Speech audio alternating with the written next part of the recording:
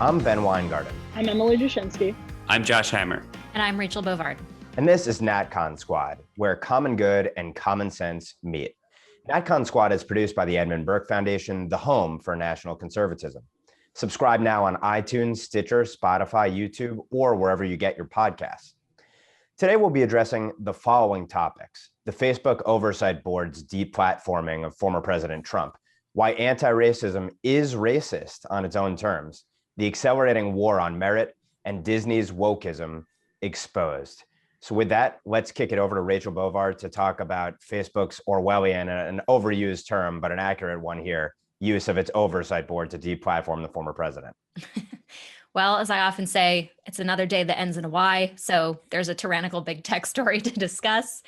And this one, listeners may already be aware of because it broke last week, but I want to talk about not just the decision itself, but I think some of the ramifications and unpack kind of what it really means for sort of political speech in America. But just to give people a quick background, when Facebook, in addition to basically every other social media and corporation deplatformed President Trump in January, it referred the decision to what it calls its oversight board, which is effectively its Supreme Court of speech. Now, people try and imbue this oversight board with a lot of powers it doesn't actually have. It should be noted that the people that serve on this board were selected by Facebook. They are compensated by Facebook, reportedly six figures for like 15 hours a month of work. And the decisions it makes can only stay within the content moderation parameters that are set by the company, absent the oversight board's input. So they're not, Alex Kantrowitz is a tech writer, I think, that puts it very well in that the board is concerned really with the outputs, not the machine itself. And so that's the situation it found itself when it was considering the deplatforming issue. And it issued a decision that effectively upheld the ban. It said Facebook was right to suspend Donald Trump for, they cited two specific violations in which he praised violent activity. I can take issue with this in any number of ways, but I'll leave that for a separate venue.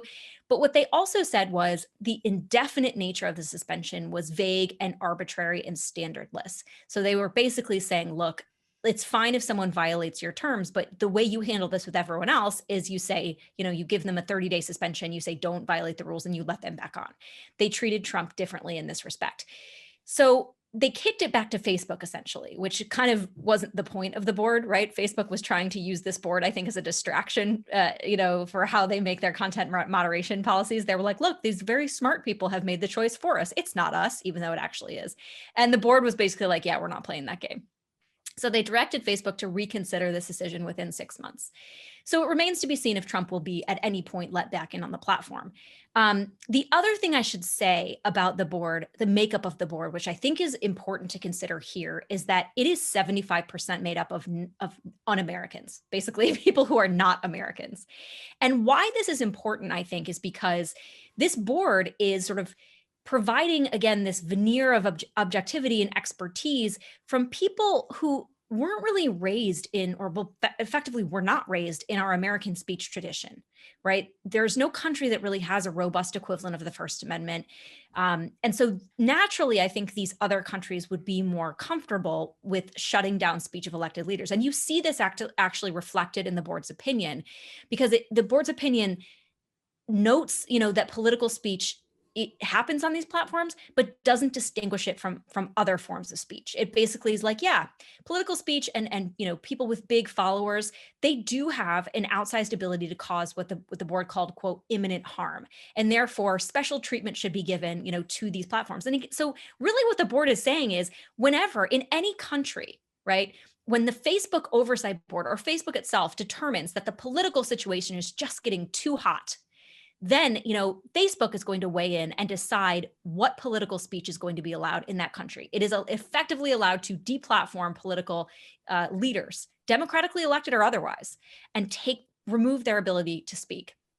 A second thing I thought was really key to this decision didn't actually come from the board's decision itself. It actually came from a tweet thread by the content manager for the board.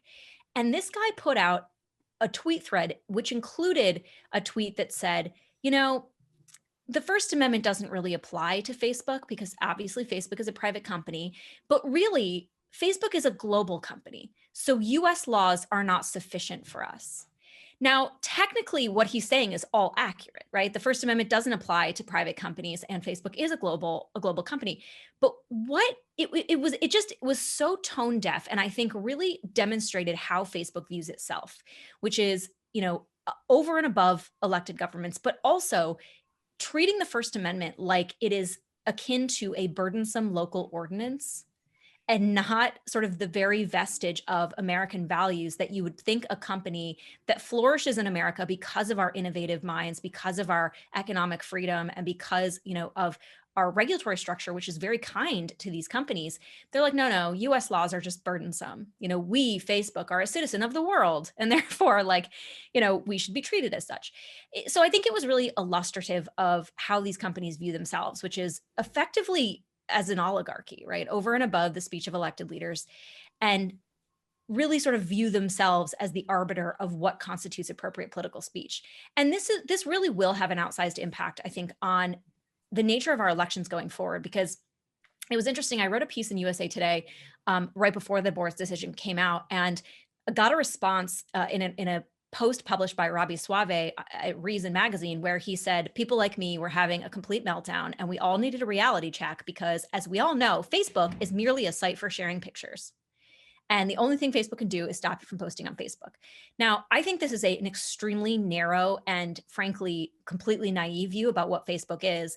And the first example of this is, with President Trump removed from Facebook, you are actually removing him from a very critical outlet on which to speak for a campaign, right? It was interesting. In the wake of the 2020 election, Facebook's COO, in a leaked memo, said to the company, do I think Facebook got Donald Trump elected? Yes, I do. And he said it wasn't because of Russian misinformation on Facebook. It wasn't because of any meddling. He said it was because he ran the single best digital advertising campaign I've ever seen a candidate run, period. So it is without question that, this is an avenue through which our political candidates speak. The reach is massive. It is how we function a lot of times in our elections now is through we reach voters on social media. So removing an elected or a candidate of any kind from these platforms, I think, puts a thumb on the scale in either direction, at the whim of Facebook. So this is a very significant decision, I think, because it just lays the precedent down for Facebook to pull the levers in either direction, not only for our political speech, but for people, elected leaders, are denied access to a platform that serves over 3 billion monthly users. That changes, I think, the nature of how we all interact, politics aside. So I kind of throw it open. I don't know if anyone has thoughts about what Facebook, maybe you guys agree with Rabbi Suave. Facebook is just a picture sharing site. I don't know.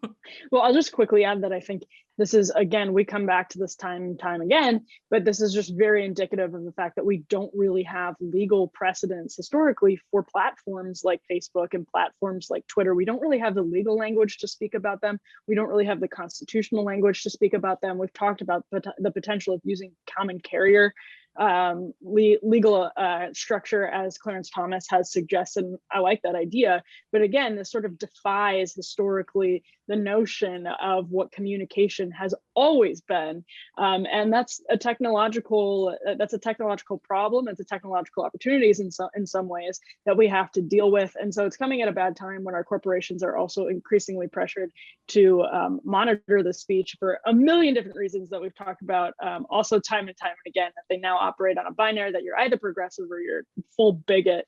And so this is sort of happening at a bad time. The corporate power there's a confluence of corporate power and progressive, I guess, censorship that's happening in a really unfortunate moment. But to the point about minimizing Facebook's power, I mean, Facebook doesn't see themselves that way. They see themselves as an extremely powerful corporation with the power to put their thumb on the scale. They know exactly what they're doing. That is their ambition. And once again, we have to. Everything that Rachel said underscores the point that we need to develop consensus. It doesn't have to be, a plurality of people. It just needs to be some sort of shared understanding legally of what these structures are. And we have to have some understanding of how they can be discussed in the context of their power, because there's no way that we can just treat these companies, as Rachel was, arguing, as normal private companies. That's not what they are. These are not small businesses. This isn't, Bethlehem Steel. We need to figure this out. And I think probably the common carrier structure is the best. But Josh and Ben might have further thoughts on that. Well, Emily, since you raised Justice Thomas, and I've alluded to this before, in at least one opinion, Justice Thomas has referenced the fact that the core of free speech is political speech. It's at the very heart of it in our legal historical tradition. So here, of course, we have, and also let's also note that these companies, of course, beyond the freedom from liability that they get via Section 230, you have congressmen, any number of congressmen and congresswomen who have pressed them that they need to police speech. And so, as we've talked about before, there's this idea that essentially you have the abrogation of the First Amendment by proxy. And this feeds into an idea that I've been sort of developing, and I haven't written up, but I hope to, about the fact that these companies have become essentially extensions of the administrative state. They are de facto organs of the administrative state, and they're being used by politicians essentially to silence dissenting voices, up to and including the former president of the United States. But I think what's so perfect about this entire sort of setup here is that, and it was a great point by Rachel to raise about the non-American representation on this so-called independent board, is that here you have a putatively American company with an obviously not independent board writing up essentially a sham rationale, which actually had factual inaccuracies, claiming that 5 people died in the violence of the Capitol riots, which is false. And of course, creating this liberal incitement to violence standard to go against the president, which has no basis in our First Amendment. But here you have essentially the imposition of the global anti-free speech regime that most people around the world labor under, and this non-independent sort of fake board essentially giving the imprimatur of legitimacy and independence and technocratic expertise to that decision to essentially try to take the blame out of the hands of Facebook, when in reality, of course, the powers that be at Facebook completely agree with this decision. So you have essentially a global legal standard of free speech, which is anti-free speech, being imposed on Americans through an American company on the basis of a sham statement, and again, with a fake independent board. I think this just perfectly summarizes and illustrates where our ruling class is today and the danger it poses to our core rights. Yeah, I mean, I don't have a whole lot to add. I agree with every word that's been said so far. Just a couple points here. What on earth is this board apparently getting paid 6 figures per month to do if it is literally just passing the baton back to Zuckerberg and saying, figure it out from here? I was recently looking at the list of 20 members on this board. I'm able to identify, I think, 2 people who are nominally quote unquote right of center. The most notable of these, of course, is Michael McConnell. I know Michael McConnell, not super well. We're alumni of the same law school. He's been a constitutional law professor at Stanford University for a little over a decade now. He was a front runner for a Bush era Supreme Court seat. He was kind of in the running for both the Roberts and the Alito seats. And he was so kind of disappointed. He was currently a 10th Circuit judge at the time. He was so disappointed that he did not get it, that he actually stepped down in, I think it was 2009 or 2010. It was during the first Obama term, which for kind of a conservative judge is like a cardinal sin of all sins. And at least in kind of like my law school friend, legal nerd circles, they still hold that against McConnell to this day. So query whether this is necessarily the guy that conservatives want to kind of pin all their hopes on as far as kind of the Facebook oversight board in particular. As far as common carrier is concerned, I mean, we discussed this in previous episodes. I think Clarence Thomas is exactly right. I've been kind of beating this drum since the New York Post Hunter Biden fiasco last October. There's any number of kind of regulatory frameworks here. I continue to think that common carrier is probably it's probably both where it should go and where I ultimately predict it will go. I think it probably will be Republican Party national platform come 2 years or 3 years from now in 2024, if I had to guess. Last point I want to hit here, and we've already touched on this. The term oligarchy really does kind of resonate here. Angelo Codevilla, he's a prolific writer. He had 1 or 2 pieces ago at American Greatness use the term oligarchy. And, I've used this in my own writing. What I refer to it as, I call it a pan-institutional ruling class, where the ruling class, as Michael Lind has written, is kind of comprised based on kind of educational gatekeeping. You kind of have to go to certain elite institutions and go to the same circles, and you're part of the ruling class. And the ruling class is kind of a broad term, but we use it broadly for a reason, because it is both public sector, it is private sector, it is all over here. And that increasingly is a divide. We are so far removed. And there are a lot of kind of like more liberalized, quote unquote, conservatives, right? Liberals who are kind of stuck in the kind of this Reagan era mindset. The famous quote, like the most, the 10 most harmful words in the English language. I'm from the government and I'm here to help, or whatever it was. And that framework is just so outdated. And I think here, Edmund Burke Foundation, NatCon Squad, National Conservatism, I think we need to preach that, I think, week in and week out. That framework simply doesn't do it anymore. The most dangerous words in the English language are no longer, I'm from the government and I'm here to help. The most dangerous words in the English language are, I am from the ruling class and I am going to subjugate you deplorables to my rule. And that paradigm applies not just to the public sector, but to the private sector. The Facebook Oversight Board is a perfect example of it. And just kind of want to underscore that point. But I obviously agree with everything that's already been said. So with that, we'll segue to the ruling class's favored ideology right now, which is wokeism. And at the core of wokeism is a focus on quote unquote equity over equality, which is rooted in part in anti-racist pseudo philosophy, the pseudo intellectual paradigm that's been created. And we've talked at length about these topics on this show. It's of particular salience and relevance now as we see finally that there's fomented a backlash against critical race theory and the 1619 Project and the like in classrooms, which are rooted in similar philosophies. And one of the things that I've wanted to articulate for a while and finally got to in a piece that Josh was kind enough to run at Newsweek is the fact that beyond the awfulness of quote unquote anti-racism in creating this progressive or bigot paradigm, which is used to essentially stifle and chill any dissent from essentially cultural Marxism and Marxism beyond that as well. So I'd almost call it a Marxism or bigot paradigm. And beyond the fact that it's used as a tactic to pit us against each other, divide us for political purposes, and that it's going to lead to all sorts of acrimony in society when we view everything through the lens of race. Setting all that aside, I want to make the argument, and I did make the argument in this recent piece at Newsweek, that anti-racism is racist on its own terms. So what do I mean by that? I'm setting aside the idea that anti-racists themselves, like Ibram X. Kendi, the godfather in this field, claim that discrimination is outright okay, provided that it helps achieve quote unquote equity over equality.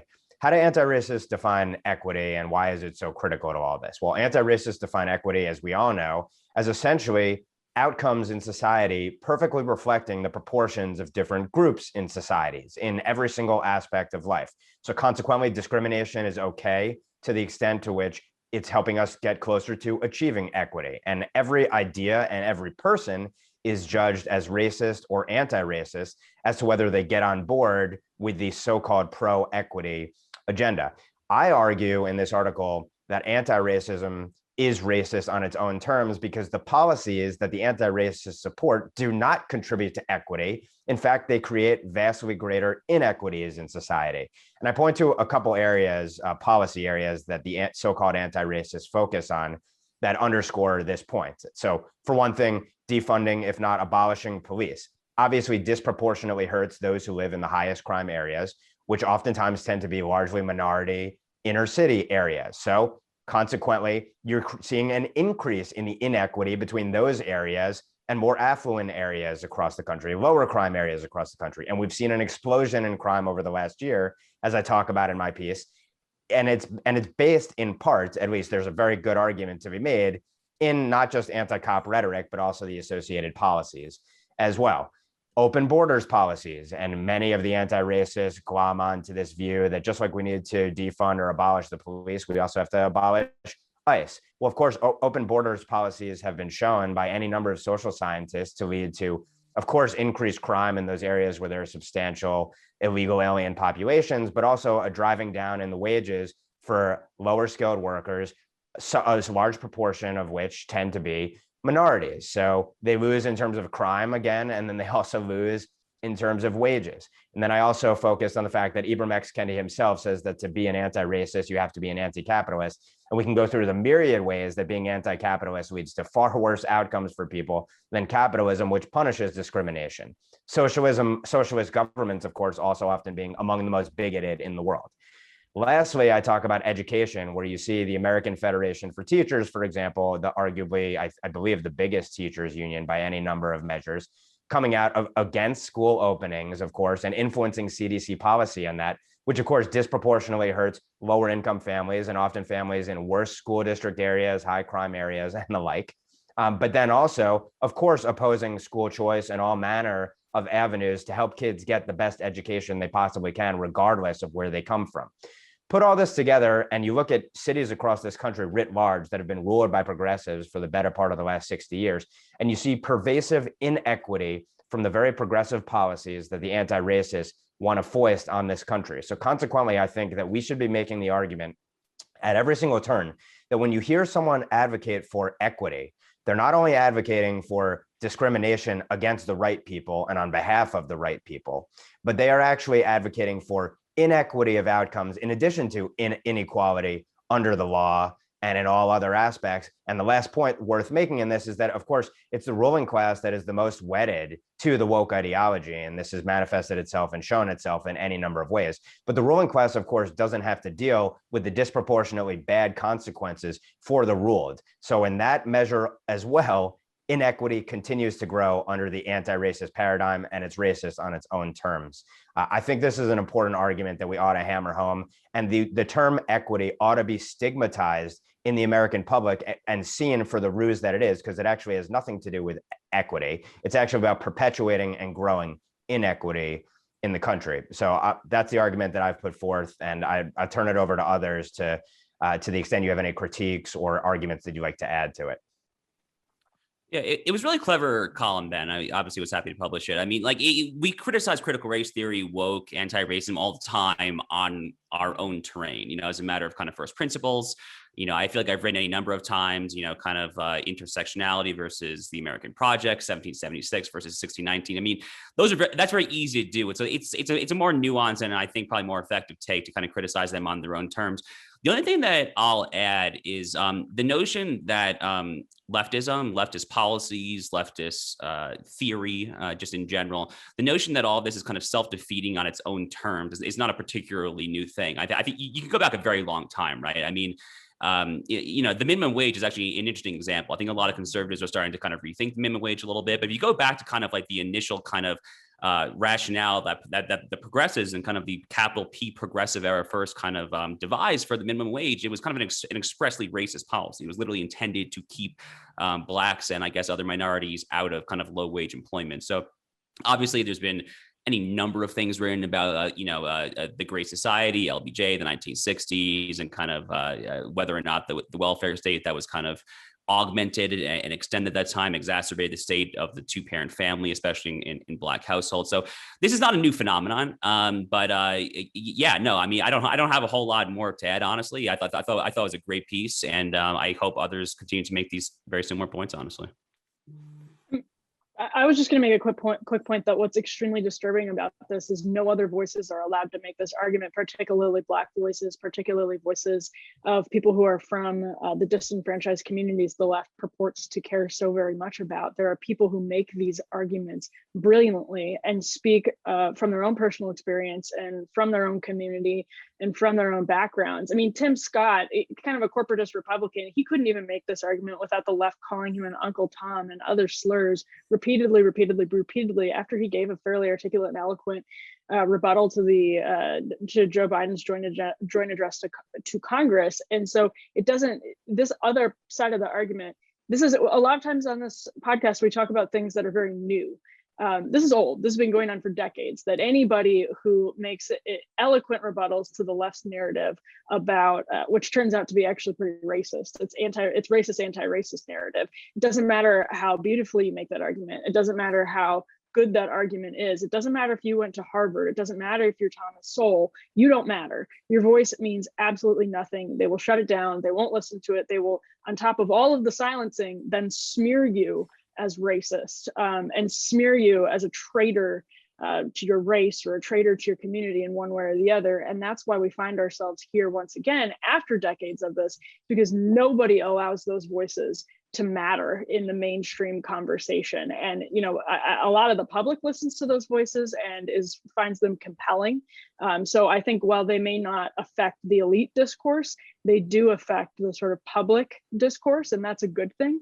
But at the same time, until the left can sort of reckon with its reflexive dismissal of Black voices that dissent from the racist, anti-racist narrative, we will continue to find ourselves in this exact same position year after year. I think it's also, just really quick, sort of interesting, the more research comes out on who this narrative actually resonates with.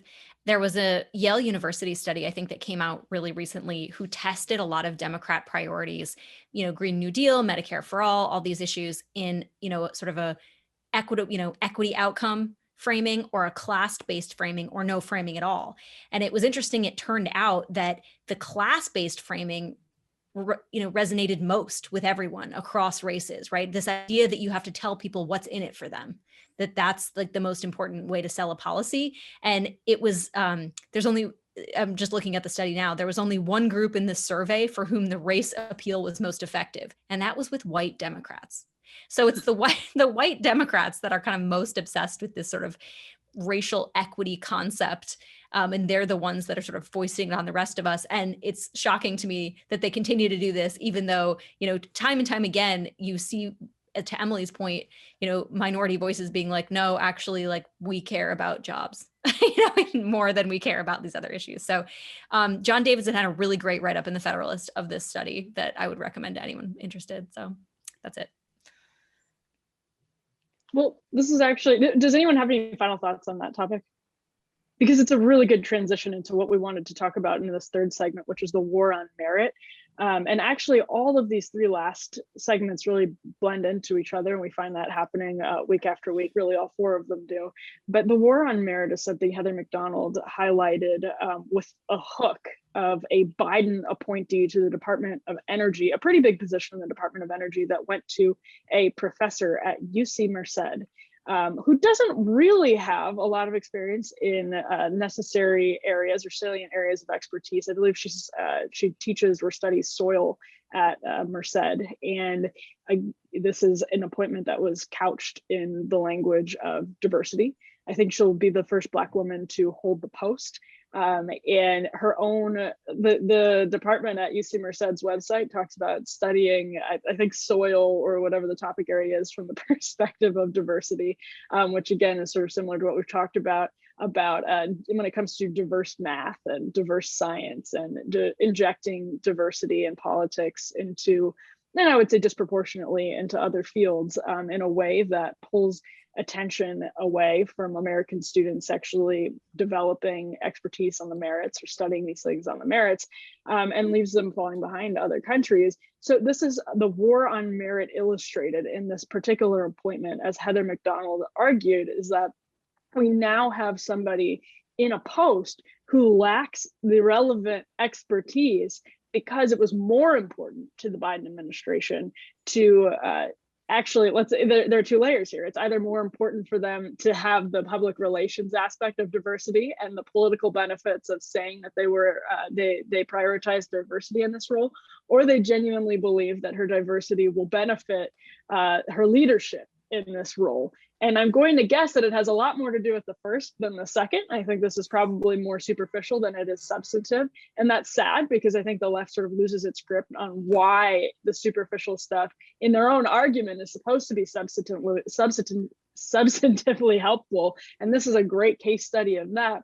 But it's showing, I think, something important that I don't hear a lot of people talk about. We talk about it a lot, and that's one of the things I love about our conversations here. But this is a serious issue in how America and elites are organizing their priorities and organizing the country's priorities in a way that is distracting us from substance, and is going to eventually, it's sort of like the decadence argument that Ross Douthat makes, right? Like, we are decadently obsessed with topics like diversity in a way that harms our ability to make substantive progress, and to help our people in substantive ways. So with that kind of framing here, and mentioning of the Heather Mac Donald piece, which highlights something that we've seen in other case studies, and this does get to the elites also, I think, suppressing upward mobility, I will open it up to everyone else.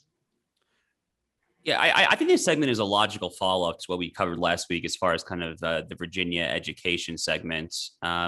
And, I would encourage the listeners and the viewers to check out it at Newsweek this week. Actually, we have a new op-ed from Asra Nomani. She co-wrote the op-ed. She was one of the people who has been very vocal about what's going on in Virginia with respect to the Thomas Jefferson Magnet School and kind of getting rid of standards and all that stuff. So these segments all kind of fit together, as we see on this podcast, I feel like every week. Look, I mean, just to kind of like hammer home some of the points that I feel like we also discussed last week, because they apply just as fully, if not more so here. When we are deliberately undermining the advancement of intellect, merit, and knowledge, people who literally have put in the work to attain knowledge in the literal sense of the term knowledge, going back to like the Greeks, like you literally go to like the academy to like train yourselves to like become a subject matter expert. We are deliberately forsaking the advancement of our civilization. I mean, I literally don't think that's actually overstating the case here. I mean, like you have to look, and I've seen all sorts of like Twitter memes about like these various stories. You see like a Xi Jinping and Vladimir Putin kind of like on the phone, like, oh my God, can you believe what the Americans are doing to themselves? I mean, these are the kind of moves that an unserious society makes. Okay, it kind of reminds me actually of another data point that happened earlier this week, totally unrelated. But Susan Hennessy. I mean, I don't want to get Ben started on Russiagate stuff, but I mean, Susan Hennessy, for God's sake, is now like at a high-ranking national security division position at the Department of Justice. These are not the things that a serious civilization that takes itself seriously, that looks itself in kind of the societal collective mirror and says, I want to be the best. These are not the moves that a serious society makes. It's obviously very saddening. I was happy that, Heather McDonald sounded the alarm on this particular nominee. And as it pertains to this particular nominee, in the City Journal piece, Heather basically said that Republican senators, when they're interrogating her, should basically say, look, are you going to dole out grants? Are you going to kind of make decisions based on merit, based on what is best for the common good for the country? Or are you going to do so based on equity, based on like doling out grants to people based on sexual, racial, ethno-religious, whatever characteristics? And if the answer to that is anything other than very clear in terms of the former direction and not the latter, every single Republican worth his or her salt should vote no. So I hope they read the article. It was an important piece. I think it's a good distinction too that Emily made between a lot of what we see on this sort of woke narrative is signaling, right? This reminds me a lot of when United Airlines put out that thing about like, oh, we're going to make our pilots more diverse. And, we're going to seek out, these different kind of racial groups. And everyone was like, okay, but like, are you still going to make sure they can fly planes? And they were forced to like issue that statement that was like, oh, but like qualification still matters. And so there was always a little bit of that like signaling going on. But when you have someone that's actually in a position of authority, when you start to actually make it matter and you start to say qualifications and competence matter less than checking the HR box on diversity, I think Josh is exactly right. It's clown world. At this point, when you're not actually measuring for competence, you might as well just hand the knife over to other countries to stab you, because that's essentially what we're doing. I think we were talking about this last time in the context of education, that our students have to compete with Chinese mathletes, some of the best minds, being trained up in the world on very technical, advanced issues. And what are our students learning about? They're spending, semesters and semesters, studying Ibram X. Kendi. It's just, I think it's like, again, diversity has a place in our culture and in our education. There are tremendous amounts of things we can learn from other societies and other traditions. That goes without saying. But when you start to place that at the top of the hierarchy, over and above the actual ability to perform work and be competent and the best at what you do, when you stop measuring excellence and you start defining it as something else, that's a society in decline. I don't know how else to say it. The decadent argument is a good one, because we're on the slope on the way down, sadly, if this is what runs us now. Yes, civilizations that foster and celebrate excellence will ultimately come closer to achieving excellence than civilizations that foster and celebrate failure, envy, prioritize everything but merit, essentially. And that increasingly, again, I look at this from a cynical perspective, is where our elites are, but in part because this helps enshrine elites in their dominant positions in society. If other people can't advance on merit, and the only thing that allows you to advance is essentially either identity or whether or not you're a member in good standing of the ruling class and you're perceived as being on the side of the righteous, the virtuous, and the just. I also think this story, like, my first reaction is kind of always like, trust the science, in like alternating capital letters, is just my response to all of this, because of course, the party of science believes in putting someone in a position on the basis of characteristics that have nothing to do with their ability to interpret and make sound and sober decisions around the science in an area of expertise that this particular nominee does not hold. But I wonder, if you ask that question, that hypothetical that Josh raised, about the grant making, if you ask analogous questions to virtually any nominee in this administration, how many of them would say merit or the national interest or excellence would be at the top of the list in determining candidates under them, or to staff their bureaucracies or funding or the like? I suspect this equity response would be the response of nearly all of them. And that just portends disaster for our society, from the CIA to any other part of this administration and beyond. And of course, then when it comes to education, of all places, leaving aside the competition with China that we're going to be engaged in for decades and our other adversaries as well, this ultimately is going to keep down kids who have potential, while the elite kids of wealthy parents can leave these schools and go to private schools, notwithstanding that the private schools themselves have succumbed to wokeism in large measure. They're not going to have to deal with the consequences ultimately of not advancing people on the basis of their qualifications and putting them in accelerated classes. So you're going to stifle the development of other kids who have potential as well, that don't come from the backgrounds of the elites. So once again, the elites don't have to deal with the consequences of these policies. It's the people they claim to care about most that do. And the last thing I'll say is the one interesting political point on this. Josh Kraushaar wrote an article last week or over the weekend about it for National Journal, about how in Virginia, polling on the wokeism shows that parents, when they find out about it, are essentially wildly against it. And that includes, not having advanced classes and the like. And this may actually show up with political ramifications in terms of the gubernatorial race there and beyond. So worth keeping an eye on Virginia as a proxy, as a purple, if not a blue state at this point, for how parents there respond to the woke regime being imposed upon their children. And hopefully this does lead to a massive backlash countrywide, but the woke are never going to stop in trying to impose this regime on us. I'll just jump quickly before we transition and say, I want to underscore Ben's point that this is what the elite class uses. They exploit identity politics, and they exploit the serious problem of racism and the serious issue of diversity to enhance and grow their own power. And the sooner we realize that, the more that we have a clearer and better understanding of what's actually happening. Yeah.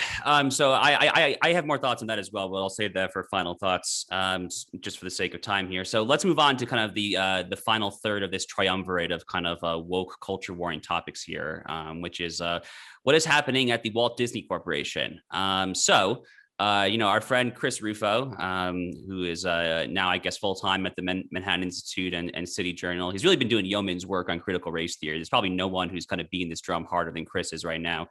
I think he was probably disproportionately kind of influential in kind of the Russ Vought executive order last September for banning critical race theory within the Trump administration. But anyway, Chris's kind of latest salvo, which came out at Manhattan Institute's City Journal publication last Friday, is about what's happening inside the Walt Disney Corporation. The title of his piece is called "The Wokest Place on Earth."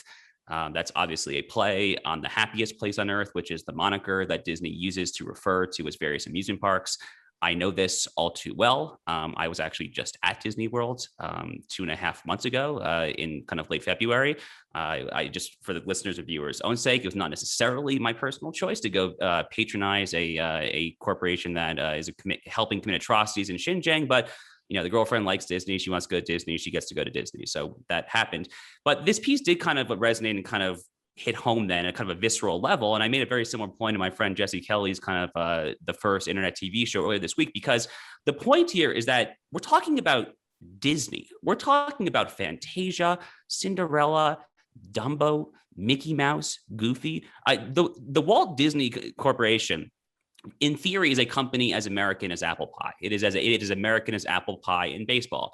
Walt Disney himself, his particular character traits are still discussed. It's said that he might have held kind of racist and anti-Semitic personal traits. The historians are still debating that, but hold that aside. Again, this is Walt Disney. Every kid grows up idolizing Disney, watching the Disney Channel, watching all the movies and everything. I have such fond memories as a kid of going to the movies, and watching Lion King and Mulan and Hercules and all that stuff. So, okay, so what is actually happening at Disney? With that as the buildup here. Well, Chris Rufo talks about how there is kind of an employee indoctrination program, and I don't think it's overstating the case to call it an indoctrination program, called Reimagine Tomorrow. Reimagine Tomorrow it's ubiquitous throughout the company. It's kind of there in the seminars, is distributed on emails.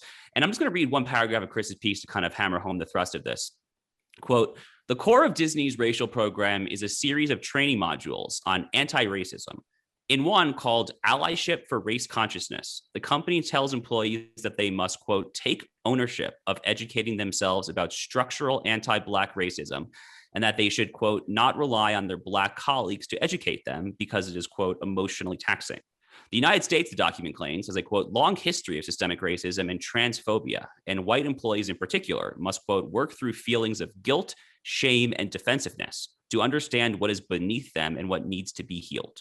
Disney recommends that employees atone by, quote, challenging colorblind ideologies and rhetoric, such as, quote, all lives matter and, quote, I don't see color. Instead, they must, quote, listen with empathy to Black colleagues and must not, quote, question or debate Black colleagues' lived experience. So this is, we're seeing this all across the country, obviously, okay? We don't want to pick on Disney necessarily too hard. The reality is that, Chris was able to get whistleblower documents here. At this point, I think we have to assume that the overwhelming majority of the Fortune 500 are doing something remarkably similar to this. Disney is probably not an exception. This increasingly is the rule. The question obviously then becomes, what do we do about it? What do we do when kind of an iconic American company is basically telling half of its customer base, half of its fan base, half of the country, that you are deplorables and we effectively don't want you to come here to view our movies, purchase our products, et cetera.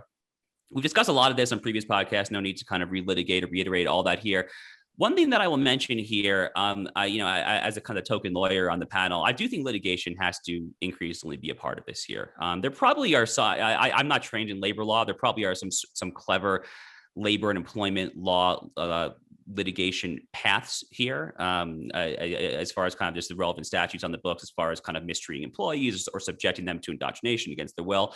But the avenue that I'm increasingly kind of starting to think about, and I've actually talked with some law school friends who kind of have similar thoughts on this, I'm thinking a lot about corporate law. I actually personally am a shareholder of Disney. I don't know how many, it's not that many, obviously, but if you own one share, then you can introduce motions at annual shareholder meetings, and things of that nature. It is effectively black letter corporate law in America. I'm overseeing the case a little bit, but the corporation has a primary, if not quite exclusive, obligation to maximize shareholder value. The exact states of that are kind of being debated. Our friend Oren Cass pushes back on this kind of shareholder primacy notion. So this is kind of in flux, but the relevant case law is such that is basically the law of the land. I'm oversimplifying here. So I am waiting for some clever kind of shareholder, whether it's just an ambitious individual or kind of a large conservative leaning hedge fund or whatever, to bring some sort of corporate lawsuit that this sort of nonsense of alienating half the country is completely antithetical to maximizing shareholder value. But I'm open to any other ideas too. Ben, you obviously have a more robust background in professional financial world than I do. So I'd be curious in particular for your thoughts about that particular avenue, but welcome the whole panel's thoughts, obviously. And also has children. So I imagine he has an immediate stake in Disney. Yeah, they're not allowed to go to any Xinjiang supporting enterprise ever, and can't use Amazon and pretty much can't use anything anymore, which actually points to kind of the problem that we have, which is that all of the dominant powers in our society hate our guts and we have to unplug from them, but we haven't been able to build our own entire alternative society.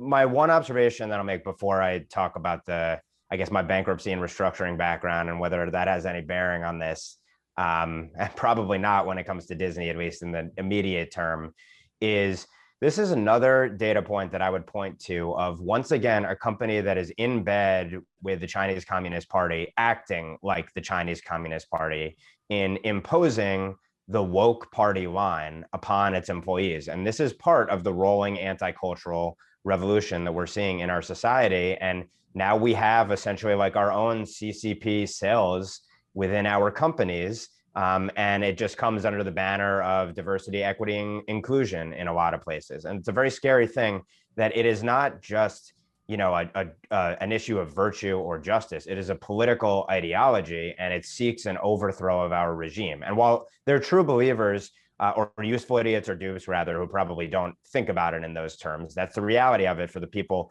who are behind it and the cynics that are trying to exploit it. And of course, here you have Disney, of all companies, again, a company in bed with the Chinese Communist Party, that's imposing this sort of ideology on its employees. So it's really convergence. There's a theory of convergence during the Cold War that the Soviet Union and the US might ultimately come together in their views. Just like we said, we thought that China would come around and become liberalized just like us, and China would become more like us and we would become like them. The opposite is exactly what has transpired in our society. I think that maximizing value to the shareholders is an interesting argument.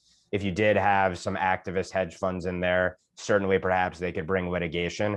On the other hand, you have businesses, the Business Roundtable is essentially ascribing to a new definition for what companies ought to exist to do. And you have many of the major companies, including the asset managers like BlackRock, for example, who are all aboard the ESG investing agenda. And essentially, it's all of these companies saying, yeah, we exist to maximize value for the shareholder, but we also have all of these woke principles as well. And so there are other considerations that have to matter.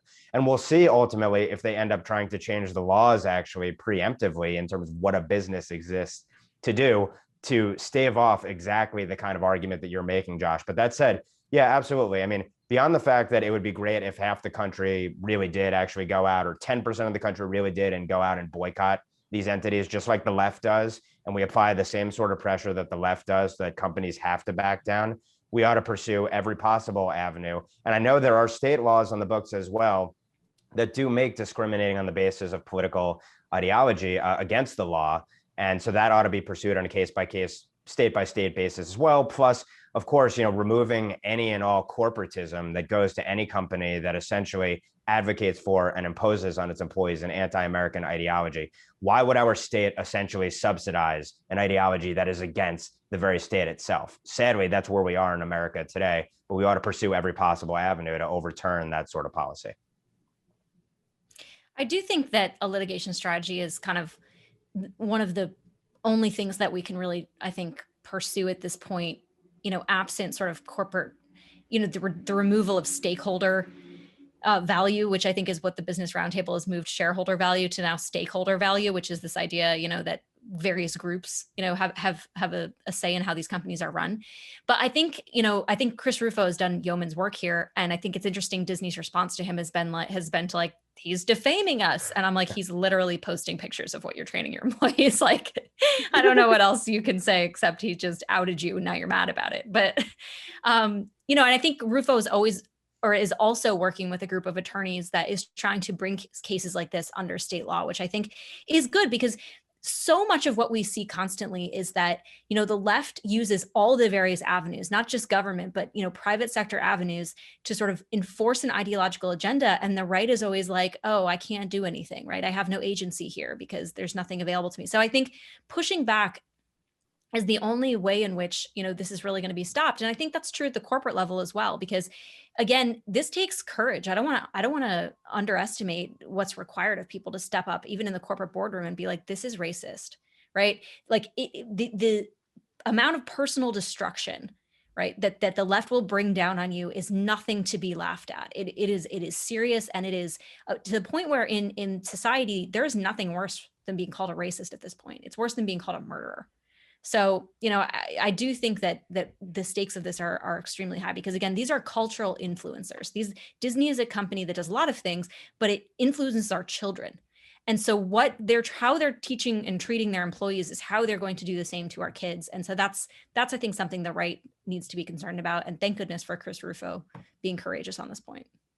Well, and Disney also employs thousands and thousands of Americans. And so it's children, it's their own employees that they're pressuring. And they're also, I get this question a lot, what does it matter, right? This is just a silly HR guidance. People just sort of check the boxes and move along. I think that's true, but I also think it has a lot of influence over our norms. So if you normalize this idea over time that America is irredeemably racist, that every white person is irredeemably racist, et cetera, et cetera. These sort of expanded definitions of bigotry, racism, white supremacy, et cetera. So this when you're getting this document from your HR department, and you're probably not a super political person, maybe you are a political person, but let's just say you're a normal human being who doesn't spend a lot of their life obsessing over politics, then this can, sort of very gradually shape the way that you see the country, influence the way that you see the country. I wrote, to Rachel's point, an article about a year ago saying a silent majority is not good enough in a culture war, in this culture war in particular. And that, that argument has to be made in a context that does not at all downplay the stakes that people face when they speak up, because it's, you immediately, you look at Ryan Anderson, you immediately are called violent, and that you are pushing transgender people in that case to commit suicide and to die. It's not easy to speak up. It is not easy to sort of dispense with the silent majority and have more and more people speaking out. But we're lucky for now is that there is a silent majority, that while there are a lot of people out there who have been indoctrinated and persuaded to believe in the ideology that this Disney piece pushes, that this Disney training guide or anti-racism guide pushes, yes, there are a lot of people. We shouldn't downplay how many students in particular have come out of our university system with that ideology. But at the same time, there are a whole lot of normal people in this country that think that's nonsense. And that's reflected in the fact that Joe Biden won the Democratic primary, reflected by the fact that Donald Trump won the presidency. People came to them, and specifically to Trump, because is basically a part of his platform was pushing back on woke elite nonsense. People voted for him because he pushed back on political correctness and ideas, anti-American ideas. I don't know how many people did it, but they did. That is a huge part of his appeal. So there's a wide swath of this country that is actually animated by this ridiculousness. They don't just disagree with it, they're animated by it. And that means, that's a very lucky thing for now. And the way to sort of rally people to stand up when their HR department pushes abject racism in the name of wokeness or in the name of cultural leftism is to give people the equipment to do it, the resources to do it, and the sort of solidarity to do it, right? That's not something the conservatives are used to talking about. But, I'm actually optimistic that that's building over time, because there is just such a big part of the country that is furious about all of this. Well, with that, let's go around the room to our parting shots with whoever would like to jump in. I can start. Yeah. Oh, sorry. No, I can start. Go ahead, Rachel. Yeah, and it's something that Josh said earlier made me think about, when he said it's the old Reagan line that I'm from the government, I'm here to help, has been replaced by I'm from the ruling class and I'm here to make you basically my subjects. And it reminds me of I was recently at a symposium last weekend with a number of sort of thinkers around the right, sort of discussing the future of how the right is going to approach, various problems in the economy and also in our, political discourse. And I was really struck by this, fracture point on the right, that there are some people who still cannot get past the government framing, that the only threat to liberty can be from the government or at the tip of a government gun. And nothing else reaches those stakes. And so we cannot have a robust discussion about how to address other threats. And I just think today, the conversations we've had today demonstrate that that's a flawed understanding of the threats currently facing us, right? So many threats to liberty, to our ordered way of life, are coming from not necessarily the government. It's coming from, again, this ideology of the ruling class that infuses itself in so many aspects of our daily lives. And, I don't want to downplay the concerns a lot of sort of the more libertarian leaning people raise about the costs and consequences of many of the proposals we put forward about how to deal with these things. That is always an important part of the conversation. But for so long, I think it's been a hindrance in the sense that, the discourse has been, it's prudent not to act. Well, in many cases now, I would say it's prudent, to avoid, or it's imprudent to avoid action. Like you actually have to take a discernible step forward to address these threats. To Emily's point, you need more than a silent majority. You need to be able to use the tools available to you to preserve our traditions and our culture. And I've said this many times before, but I do think conservatism is equipped for this moment. Our traditions have never been this binary nexus between just the government and no one else, right? We've always had this idea that it's about preserving tradition and the ability to speak freely and to worship freely. These are all things that are inherent to our society. And so when these are threatened by whomever, by whatever actor, be it a sovereign actor, be it the government, or be it by this sort of moment that we're living in, which I think is most characterized by corporate, oligarchy and collusion, it is incumbent upon us to take steps. So I'll be writing more about this, I think, in the next couple of weeks. But I think it was a good framing from Josh that really, I think, typifies the situation in which we find ourselves. So hearty amen to that. But I want to, while we're kind of in the business of highlighting what other people have said and emphasizing that, I want to go back to something Ben said at the end of our third segment today on the war on merit, which is really important. I want to emphasize that. Ben was talking about kind of a society that has lost its ability to measure objective excellence, objective goodness in various respects. This point cannot be made more strongly enough. And I'm going to make a kind of a quirky, kind of perhaps funny example. I did this weird TV hit for Liz Wheeler on One American News back when she was on OAN. I don't know, about a year ago, maybe a little over a year ago, about obesity. What do I know about obesity? But I was talking about like the intersection between obesity and COVID and all of that.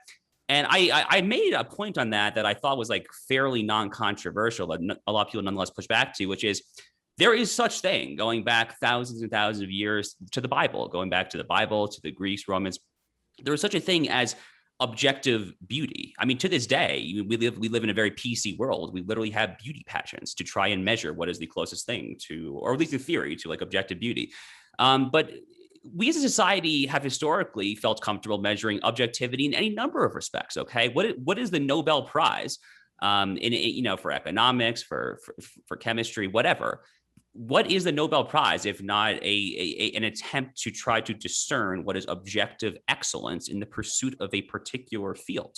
These are not very difficult things. I mean, civilizations have been very comfortable kind of thinking along these lines for thousands and thousands of years.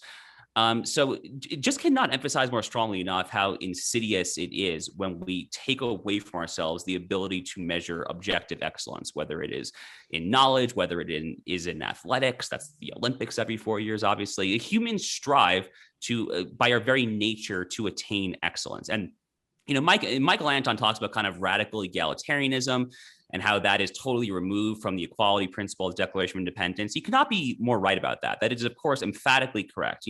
All men are created equal, the most famous line of all from the Declaration. What is that getting at? Well, it's literally just getting at the biblical notion straight out of Genesis that all men are made, men and women are made in the image of God. We are all God's children. But the fact that we are all God's children does not mean, obviously, that we are all alike in terms of our various abilities, our talents, our beauty, or lack thereof, or whatever. And a serious society is capable of making that distinction. An unserious society is incapable of making that distinction and collapses it, which apparently is the path that we're on. So just want to hammer that point home from Ben. It was a very important point, I thought. Well, and to that, I think a lot of this speaks to the incoherence that has developed on the left, because they have refused, and they've evolved in this way. I shouldn't say evolved, but they've progressed in this way to the point where they don't let any dissent into their ideology. And that, of course, always makes things grow stale and incoherent, because you're not having an animated and I would say like representation of both sides of an argument. You're just not having a debate anymore. And so these bad ideas take root. And it reminds me of what we were talking about earlier in terms of diversity. Diversity can be super important in some contexts. That's something that can really matter. Representation, for instance, like women's voices in Congress, a really great example. Men don't totally understand how every issue affects women, and half of the country is female. So you can see where some of these things actually do matter, but the left has totally lost sight. And it's not just the left, I should say the cultural left, our culture, our society, which is governed by the left and the ruling class. They have totally lost sight of the merits, of the substance. Where does this stuff matter? And that actually, their incoherence in applying when these things matter has created a really big problem that we can't even have when they do matter, we can't even have that conversation anymore because the terms have been so diluted and so bastardized. And so we're in a tough situation. And a lot of it comes down to the fact that the left does not let any sunlight into its broader ideology. It doesn't want to have conversations. It doesn't want to have debates. And so it's just calcified into this like very strange and very incoherent ideology. Yeah, and just to follow up on the diversity points, the proponents of diversity, of course, only believe in ideological conformity, which also leads to its own staleness and decay and decadence in a society. But of course, it's something that ultimately they can exploit. And they do not believe, to Josh's point, in diversity of interests, talents, ambitions, capabilities, skills, and the like. They want a docile and compliant conformist society where they can claim to care about diversity when it comes to identity, something that has nothing to do with what you bring to the table as a person and your capabilities and your merit. Just to move to a broader point, before the show today, Josh was talking about the fact that this is a really culture war heavy sort of episode. And one of the things that struck me about that comment is the left loves to say that we conservatives are focused on, just Dr. Seuss books being banned or, pick your hot button issue, critical race theory today.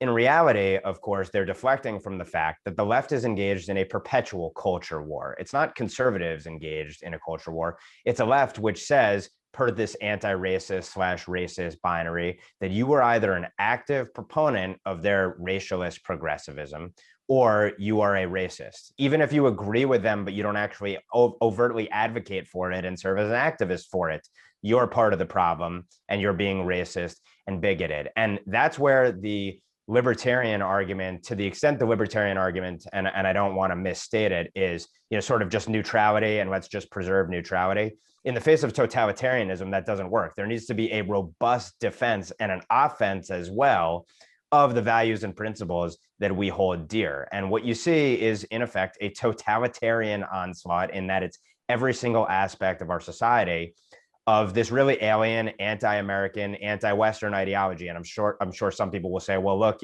Rousseau and Marx come out of the West too, but they're not, but they're sort of antithetical to the Western canon and clearly towards the foundations of our society and our civilization as well. So I think it's important to note that you have to be engaged in this battle because it's the whole ballgame. It's the entire civilization that we're talking about here.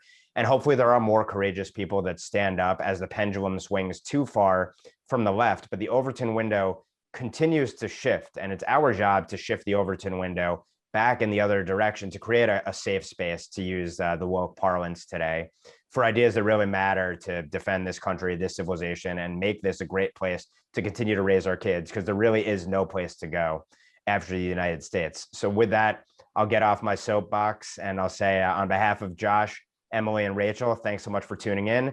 I'm Ben Weingarten, and we'll see you at the next NatCon Squad.